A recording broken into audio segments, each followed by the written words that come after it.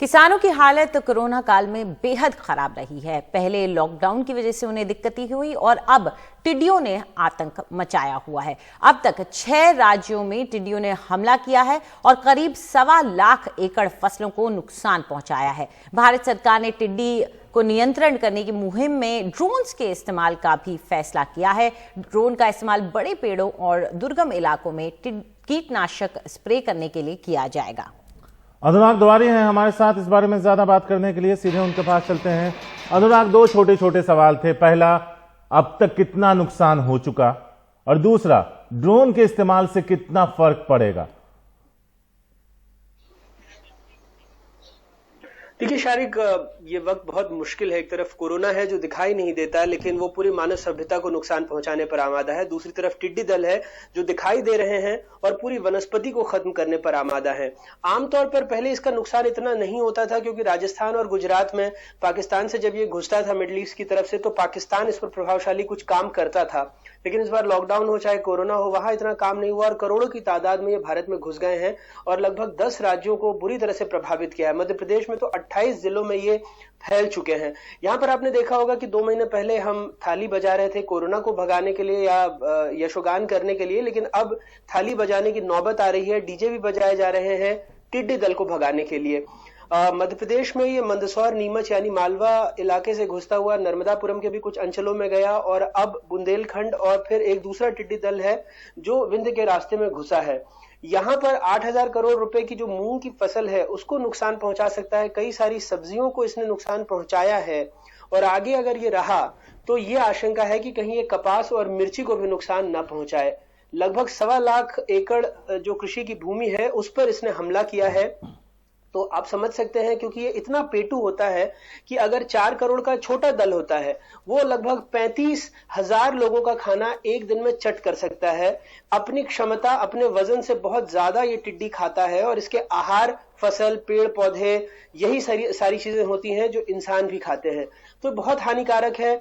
अब ड्रोन के इस्तेमाल की बात कही जा रही है, क्योंकि यहाँ पर जो लोकस्ट वार्निंग ऑर्गेनाइजेशन और तमाम ऐसे लोग इन पे लगे हुए हैं, लेकिन जो छिड़काव हो रहा है दमकल से और ट्रैक्टर ट्रॉली से वो बहुत ज्यादा कारगर नहीं है। जैसे कल सतना में छिड़काव हुआ, लेकिन 60% के आसपास टिड्डी मारे गए। अगर आप थाली बजाते हैं, तेज आवाज करते हैं, इससे एक जिले से दूसरे जिले में आप भगा सकते हैं, लेकिन मार नहीं सकते। यानी वो रह जाएंगे और दूसरे जिले की तरफ बढ़ जाएंगे, तो दूसरे जिले के लिए खतरनाक होंगे। अब ड्रोन के इस्तेमाल की बात कही जा रही है, उससे दवा का छिड़काव होगा, तो देखते हैं फिर ये कितना उन पर कारगर साबित होता है। जहां तक नुकसान के आकलन की बात है, ये मोटा मोटी अनुमान है। अभी तक चूंकि मध्य प्रदेश में भी पूरी तरह से नुकसान का आकलन नहीं हुआ है।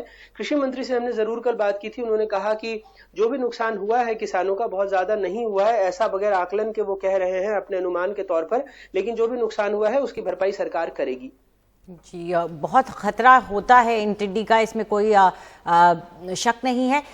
अगर हम इनके असर की बात कहें, क्योंकि ये अफ्रीका से लेकर के भारत तक इसका असर देखा जा रहा है, कहीं ना कहीं यूएन की तरफ से देखें तो वो ये कहते हैं कि इसके बाद खाने की स्थिति पर भी इसका असर पड़ सकता है। क्या वो चिंता अभी करना ज्यादा जल्दी हो जाएगा, या इसके बारे में सरकारों को सोचना पड़ेगा कि फूड क्राइसिस ना हो जाए? देखिए, बिल्कुल सोचना पड़ेगा अंजलि, क्योंकि जिस वक्त दुनिया में कोरोना अपने दस्तक दे रहा था या कोरोना पैर जमा रहा था, अफ्रीका की तरफ टिड्डी दल बड़ी तेजी से उड़ते हुए आ रहे थे। उस वक्त हमने चिंता नहीं की और यही वो वजह है कि आमतौर पर सिर्फ राजस्थान या गुजरात में टिड्डी दल भारत में देखा जाता था, लेकिन इस बार 10 से ज्यादा राज्यों में फैल चुका है। जैसे मैंने बताया कि मध्य प्रदेश में 28 से ज्यादा जिलों में फैल चुका है। तो जब तक आप चिंता नहीं करेंगे और इस पर हमलावर नहीं होंगे, इसको मार कर नहीं भगाएंगे, तब तक ये फसलों को बहुत नुकसान पहुंचा सकता है। और आने वाले दिनों में जैसे आपने कहा कि फूड सिक्योरिटी को लेकर वैसे भी बहुत सारी बातें हो रही हैं, खास करके इस आपदा काल में।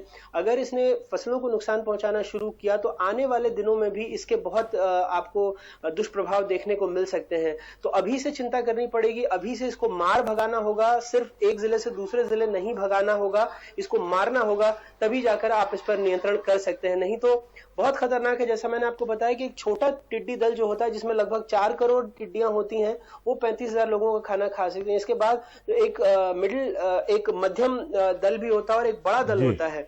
ये बहुत बड़ी इलाके में फैल करके बहुत बड़े पैमाने पर फसलों को नुकसान पहुंचा सकते हैं। यहाँ कुछ राज्यों में संतरा और इस तरह की फसलों को नुकसान पहुंचाया ही है, मूंग पर खतरा मंडरा रहा है। वैसे एक अच्छी बात यह कि मध्य प्रदेश 2 से 3 फसलें साल में लेते हैं यहाँ के किसान, तो अभी खेत खाली पड़े हैं बहुत सारे, लेकिन जो पेड़ पौधे हैं जहाँ पर फल वगैरह लगे हैं इनको तो नुकसान पहुंचा ही रहा है। जी जी बिल्कुल, लेकिन इसमें एक चिंता की बात ये भी है कि अफ्रीका में अब कह रहे हैं कि एक नया स्वॉर्म तैयार हो रहा है, तो अगर दूसरी वेव इसकी भी आती है तो वो भी चिंताजनक हो जाएगी। शुक्रिया आपका इस पूरी जानकारी के लिए।